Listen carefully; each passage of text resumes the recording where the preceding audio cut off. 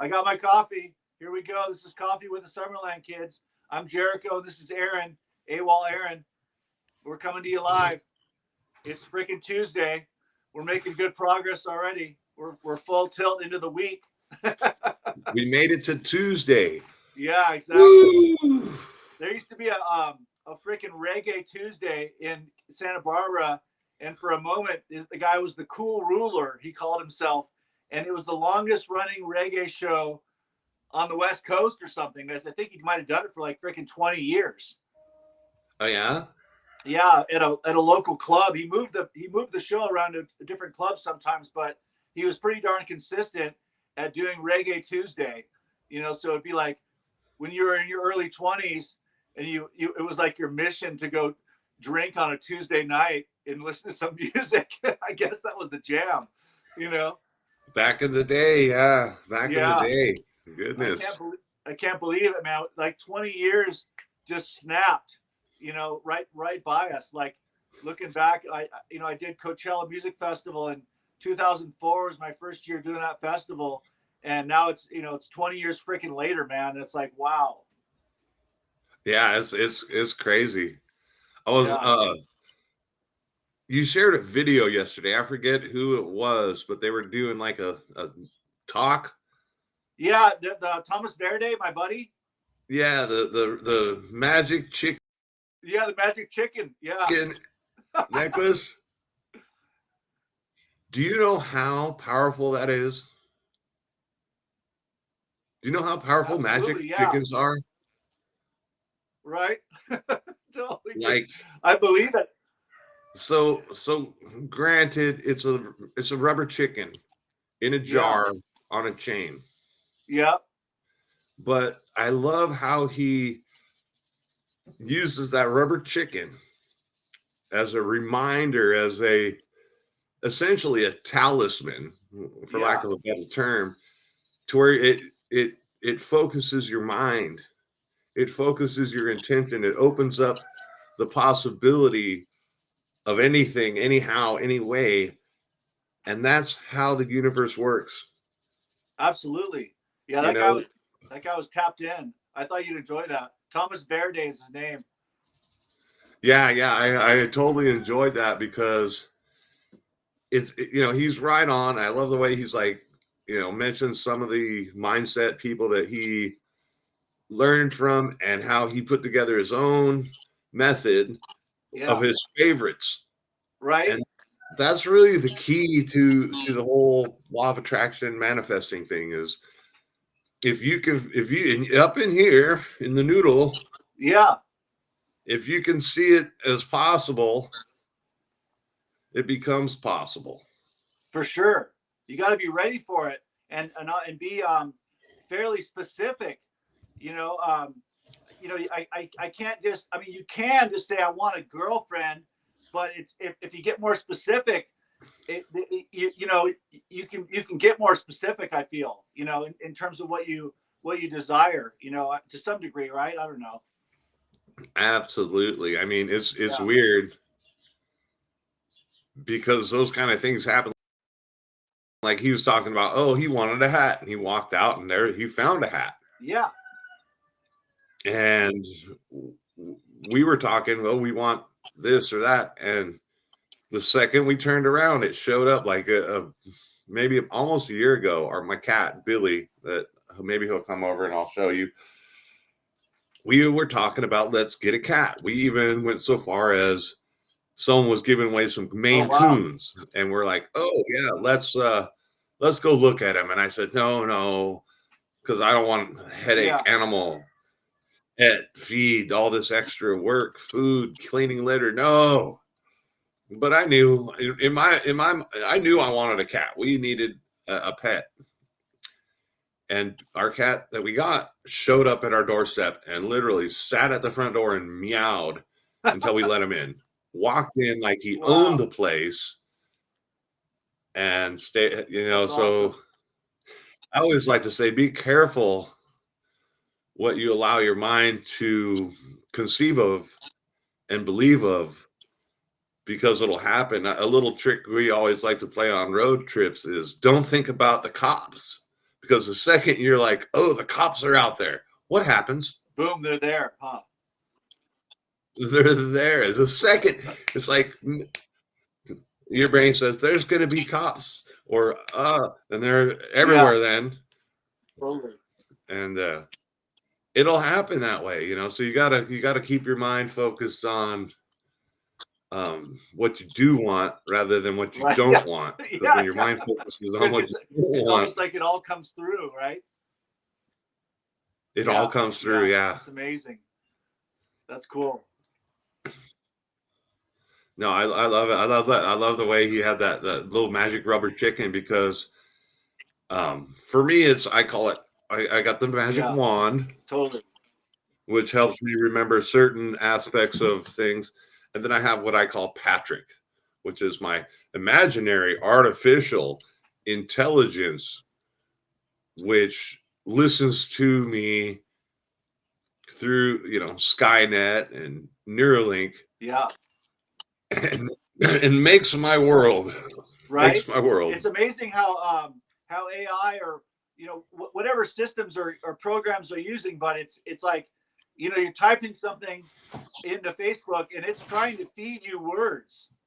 Like because it can see the sentence you're forming and then it just adds like you know another word to it and gives you options where it's almost like your writing is being partially written for you.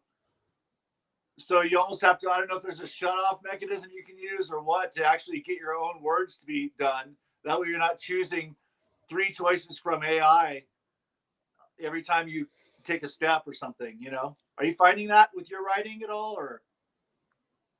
Um, it in text on my phone, Okay. it'll do that. But when I'm Oh, writing, it that's good. doesn't do that. So I'll actually sometimes start something. I'll be like, hey, and then I'll just press the button, make up words. I Yeah. don't know what I said. Yeah. Send. Wow. Classic. Huh. I want to shout out to Sean Durrell.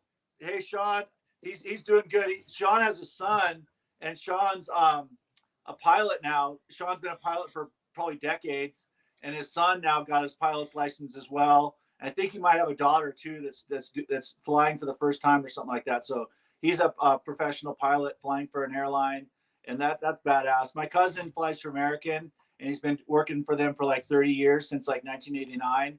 Um, so those guys are like they're hardworking dudes, man, and they got everyone. It's like being a bus driver. You got everybody behind you, all those lives in your hands.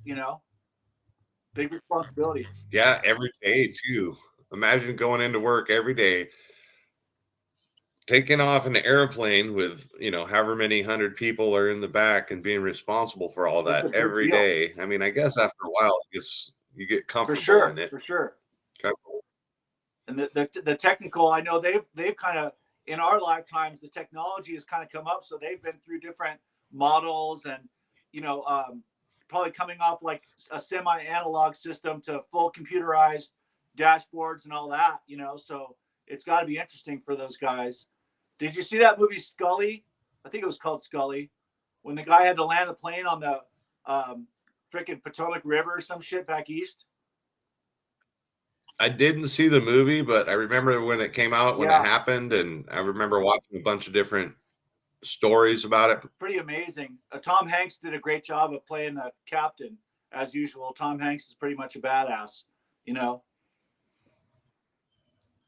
Yeah, yeah, that Scully was a badass. I mean, think about it. You're flying a jet airplane, and all of a sudden you're having Yeah, issues, and you're flying over a giant city, and you got to crash land in the yeah, middle of the river.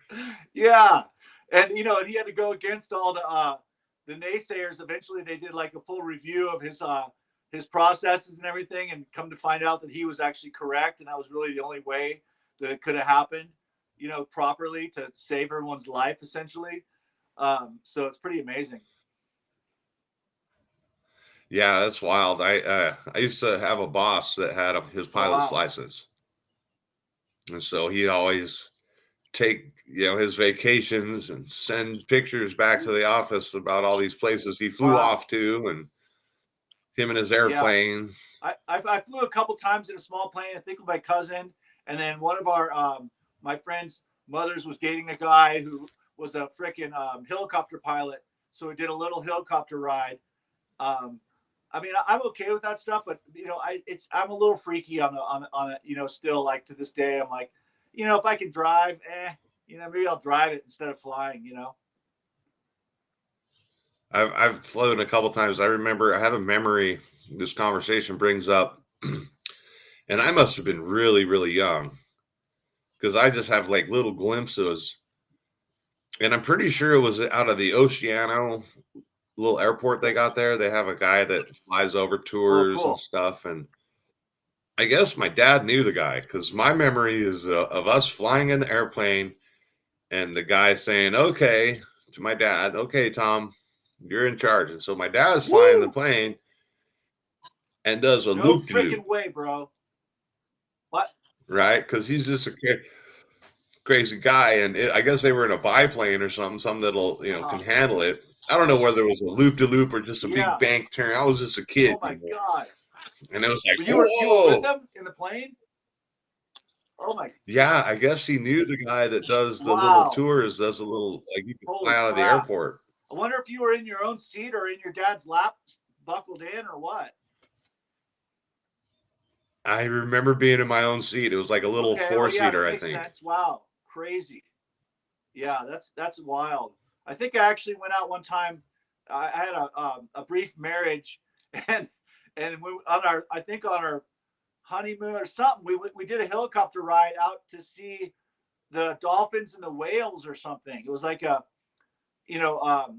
marine adventure tour via the helicopter or something. I can't remember what kind of plane it was, but it was actually amazing because you get out there in the channel and there's thousands of dolphins freaking just bouncing around having a playtime, so that was pretty dynamic. That's right out there in the channel between the Channel Islands and stuff. And when we were kids, I don't remember like dolphins very much, but after 20 years or something like that, it maybe 1982, 85, they started to show up more often. I don't know what that was, but maybe just the patterns with the marine pattern or something. I have no idea, but they're much more prevalent now. Like you wouldn't see them every time you go to Santa Claus Lane, but nowadays it's pretty often that the dolphins are cruising by. Yeah, I know that we get the El Nino and La Nina currents. It changes the weather, but it's caused by an ocean current. And so I know that a lot of times the fish will change, and then I think maybe it is because it may not be necessarily the currents, but what they're eating. Yeah, they're following the little fish, I guess, more or less. Like you said, it's all about the food, man. Wherever the food's at, they're at, probably. Yeah. Have you ever seen that? Where there's like the dolphins will like circle up a school of fish and blow bubbles. And then force them into the little bait ball, and then the birds come down, and the fish come up, and birds coming down, and the fish freaking awesome. It's crazy. Yeah. Have you ever seen that? I remember that. Now you remind me, of that. Yeah. I mean, I remember we were kids. You mentioned the seawall and going fishing on the seawall, and surf fishing they called it, where you take a pole and just cast out from the shoreline, and we catch like little sand sharks, and you hope for a halibut. I don't think I ever caught a halibut. Did you ever catch a halibut? No. Never a halibut. I'm with people. I think they would always catch certain fish that we'd eat, but one time my mom's boyfriend was fishing, and he was actually, his work was he would go do the lobster traps. But one time we're out there fishing on the seawall because he'd always take me fishing, and he's like, it wasn't like a bite, but it was something on the line. He's like, and he let out a little slack and let out a little slack. He's like, oh yeah, that's a lobster. I'm like, yeah, you ain't gonna catch no lobster off a fishing pole. he kept kind of playing it, giving it Uh-huh. slack, and he got to a point and he started reeling it in, got it up to the seawall, and sure enough, he had caught a Wow. lobster off Holy with a crap. fishing pole and Was a it pretty string. big? Was it big enough to Yeah, keep or? yeah, it was Wow, big that's enough to amazing. keep, big enough to eat. That's cool. Wow. Yeah, I remember putting on masks and snorkels and fins and just doing it with our do just skin diving, I think they call it, just cruising out and just when the water was warm enough in Summerland and clear enough too, it was pretty amazing out there. You know, we had a little rubber band. Well, not little ones; they were actual Yeah, that's spears, right. but it wasn't like a gun. You just you put the elastic Yep. over your thumb and Yeah. hold it, aim it at the fish, and let it go. And we caught Yeah, I fish think like it was that. called a A Hawaiian couple, sling. I remember those. They're pretty badass yeah. actually. No, it was wild because yeah, we get the flippers and the snorkel and the goggles and go, Yeah. and you see the fish and you go after it and then you catch it Yeah. once in a while. Right. Exactly. Classic, man. Yeah, what a place to grow up. I mean, literally like a freaking paradise situation. I mean, other than the oil situation, once in a while, the oil, remember the tar on the beach sometimes? Yeah, we would go and get like driftwood and get little balls of tar and put some sticks Oh, in classic. and light them Oh, with no way. torches and we'd run around at night. Wow. I, Huh? I, I never did that. You didn't do No, that's that? fucking crazy. Because out there by the seawall, there was a couple places where it was like the oil was seeping out like pretty prominently, you know? Yeah, there were times I'm not sure whether it was the oil derricks or seepage, but yeah, you'd come home with black chunks Yeah. on your feet if you I weren't know we had to careful. clean it off. I remember that. It was kind of intense. When I think we were like in our 20s, we did a little environmental activism and try to draw attention to it because we knew that in Summerland there was a bunch of wells that had never been capped properly. So it was essentially old uncapped wells that were a little bit out in the shoreline. And I think they eventually came with a big barge and capped a bunch of those because the citizens of Summerland and um, California Environmental, Review Board, blah blah blah. They basically eventually allocated some funding for fixing those wells. You know, I wonder if that had anything to do with Ronald Reagan's little I ranch being know. right I there. mentioned that the other day, and how you know, we were young. I mean, this was the early '80s, even late '70s, I think. But when Reagan came to town, it's like they swept through town and got rid of like the Turning Point. It was a record store slash head shop back in the day, and so the town became more conservative Republican when Reagan was officially on board in the county. You know. Yeah, that's so funny because like nowadays every other corner has one of those pipe stores, Yeah, right? I don't know if it's like that in Colorado. There's a liquor store, there's a fast food place, and there's a pipe store yeah, in every that's the way corner. it is here. I mean, you nailed it. Right across the street from the liquor store, there's a head shop, and we have a couple of them here. I'm surprised they make it. I mean, I guess there's enough, supporters in the little area surrounding it where it's like the closest, tobacco, and little, I guess You know what the markup is is on it that high? stuff? You said, back when you're doing your art in LA, you're right by the Yeah, toy district, the bong yeah, district. So we would yeah. go down, and if we bought, like, I forget how much we had to buy, but we would get like the little glass pipes Uh huh. for $1. Yeah. Wow. Okay. We would get the bigger glass pipes. I think some of the really nice ones that are like $40, $50 in the store. And Okay. as long as we bought like a dozen at a time, we would get them for like $5. Oh, cool. So Wow. the markup on those things is incredible. So if you go in there and buy a $30 pipe, he maybe's got $3 to $5 into it. Wow. That's And amazing. then you start looking at the bongs and stuff, $300 bongs, Yeah. and people buy that. But what you're saying about the record stores, I remember that was like a thing. The record stores had like these little 18 or over rooms where they had like little pipe. Oh, that's right. Yeah. You You know, know, it's like there's the whole record store. How cool! And then over in the corner, it had a little door, and they check your ID before they let you in. classic. Yeah, or a little curtain or Outdoors. something. Yeah. Huh. Yeah, it's cool that it's become more mainstream. I want to say in some ways. I mean, it has its pros and cons, but the normalization of something that most everyone I know has been partaking in since our youth and teen years, and of course our parents. I mean, the '60s were that was a big a time for freedom and practicing your chosen religion, and maybe your religion is Rastafari. So you're No, it blows me away because the cannabis plant, and I know our show's not about cannabis, but sometimes yeah, we have discussions. You know, we both use is yeah, it's a natural herb, and it just blows me away the history of it. right, You know how for centuries it was a main crop. George Washington, the founder of our, first president of our country, yeah. has that he grew his hemp and was really excited one year because he had a majority of female plants. Oh, interesting. And so it just blows my mind that, we try prohibition of alcohol. Well, alcohol, I know personally, I can't drink it. I can. I just chose not to. I chose to Yeah, quit. And America, freedom, well, let's do what we want.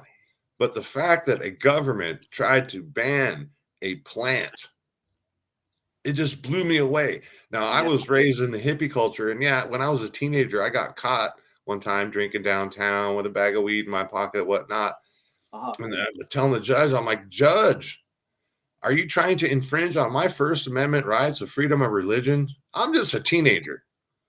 And she looks at me and she goes, well, what religion are you? Uh-huh. I'm like, well, really, that's none of your business. But look at the Bible that you should have up there at your desk, and look where it says in chapter. I remember the chapter. I think chapter 13 or something. I don't know. Yeah. Wow. The God of the religion of America, Christianity or whatever, one Yeah. of the main religions of the world. The God in that book says clearly, the herb that bears seed is good for food and medicine. Yeah. And the actual hemp seed is like one of the most healthy foods you can eat. It has like almost everything. Like if you were to just switch to only one food for the rest of your life, if you ate only hemp seed, you would have like 99% of everything you need. Wow. Protein, phytonutrients, enzymes, all in that seed. Right. And man cannot live on bread alone. Right. So as far as a medicine for the body, Yeah. yes, topical, but as for a medicine for the mind and spirit, Yeah. maybe, just maybe. Why do the Rastafarians smoke it? That's So awesome. the judge just kind of looked at me and said, well, then no drinking alcohol. Oh, wow. Okay. I told my That's probation. I mean, I guess this is in the 80s, the middle yeah. 80s. So it wasn't quite, oh, this taboo. It was more like misdemeanor. Yeah. No, for sure. That was up in the like what do you call it, Central Coast area? Summerland's in the Central Coast, buddy. Yeah, right. Yeah. Yes, What do they call it? slow town, Slow Town. SLO, San Luis Obispo. We call it slow town. Yeah, Slow Town. Um, SoCal. SoCal. but it's so Yeah. fun. So much stuff comes out of that little region, like Summerland, Santa Barbara, San Luis Obispo, Santa Cruz. Like Yeah. it's Ventura. it's weird because we're halfway between San Francisco and LA. Yeah. Yeah. We kind of set the trends for California, and California is what, the fifth largest economy in the world. It's amazing. So we set the trends for the world in a Yeah. way. Yeah. So Yeah, when I worked in the auto industry for a bit, I had a van I wanted to paint. Thanks to my buddy Ted Quackenbush in high school, I bought his VW van, and I took a class in the high school to paint my car. And then later on, I got to work for a company where they were working on prototypes and stuff. And one of my bosses, he was from Detroit, and in Detroit would actually send guys out to Southern California to just experience like Santa Monica, the Southern California beach culture, and just to absorb it and then have that come out in their designs. So it's like SoCal influenced car design because there was such, again, like you said, the culture of surfing and just the lifestyle of the beach. That's just a whole different thing for a lot of people. They've never experienced, you know, beach blanket bingo, bikinis and bonfires and the whole thing. It's like, you know, pretty much like a heaven scenario It for it, us. re- it really is, you know. I mean, Yeah, people like us that grew up on the coast and have left, we really kind of, I think, get it of how blessed we were to have it back then. I mean, nowadays, sure, you make a lot of money, you can move to the coast, but it's so much different. Even, I mean, Summerland maybe hasn't been hit as hard right. as some of the other towns as far as development and modernization. You know, is Nugget's still there?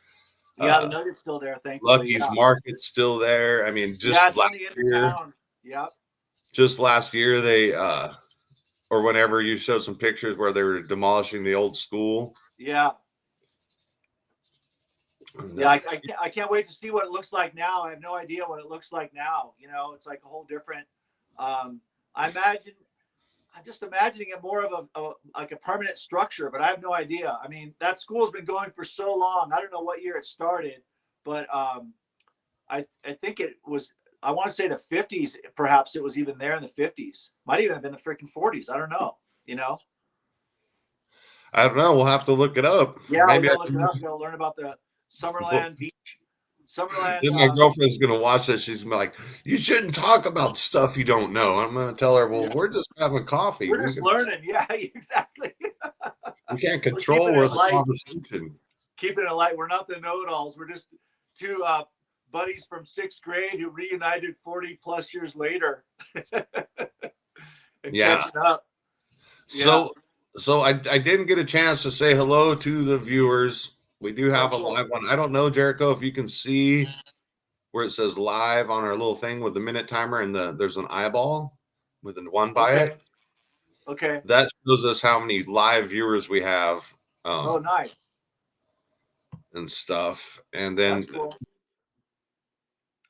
I noticed we're getting some hits on, when we when shared you a came in Facebook. this morning, I was Both Aaron doing and a I are both fun on little thing. Facebook, and we're both on Instagram. I'm Jericho 101 on Instagram, and you can see my name, I think, on right down here. So you can Google me. I'm an artist, and my grandfather behind me, Bill Logan. So just I've always loved people and threw parties in Santa Barbara for years, and then I moved to Los Angeles and continued to do the same and participated as an artist in the community down there. And so, anyways, just cheers to everybody out there in internet land watching us and enjoying coffee with the Summerland Kids. Yeah. I didn't post the link on Facebook this morning, but I'm going to try and start putting the link up there. So if anybody wants to jump in and join us for coffee, it might become a Yeah, thing. You remember, just for because I sure. got the Tigger cup and it says here I'm the only one. Well, I am the Right. only Aaron, and Jericho's the only Aaron, me, and then Jericho's the only. And it's a great thing about Tiggers is they'll let you know that each one of you, each one of us, are the only one. Even if you're a twin, you're the only Yeah. one. Right. Yeah. Yeah. It's amazing, man. Um, do we have any twins in Summerland School? I can't remember. Any what's at Summerland School? Any twins? Was there any twins there? I can't recall if we had any twins on board. We might have had a brother and sister duo twin team or something like that. But I don't remember. I know we had. I think there was a couple twins when I got to Carpinteria Junior High. There was a couple sets of twins. I think. Yeah, I know there was definitely at least one set of twins when I was in junior high and high school. I actually asked one of them out for a date. They said classic. yes. That's awesome. That's cool. I didn't believe it. You know, back in the day, you don't understand. You're just young and you're like, ah. Yeah, for sure. Classic, man. Classic. I'm going to show off my hat. So I wear it backwards, but it's actually this kind of hat. But I don't like it this way. I like it this way. That's cool. I guess that's the hood rat in Right, me. right. Hey, what's up, man? Hey, man, what's going on? My name is Sheech. That's awesome, man. Hell yeah. Well, here we are at 30 minutes, man.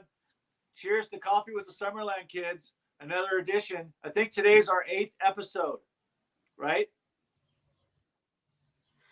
I think so, yeah. We did a full 6, yeah, anyways. This dyslexic me, but today's day 8, I believe, of our 8-day run. So we're doing good. We'll be here tomorrow again.